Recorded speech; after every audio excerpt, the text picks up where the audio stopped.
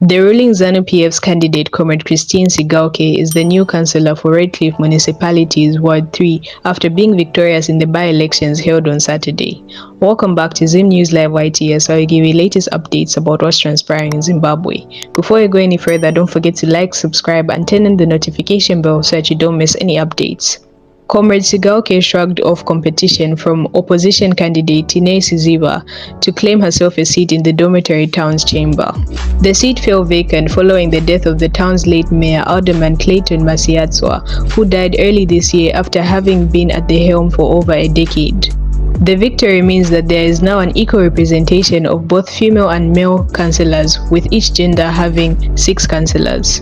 Kweche District Coordinating Committee Chairperson, Comrade Moses Tandika, said the win meant that the ruling party was gaining more ground.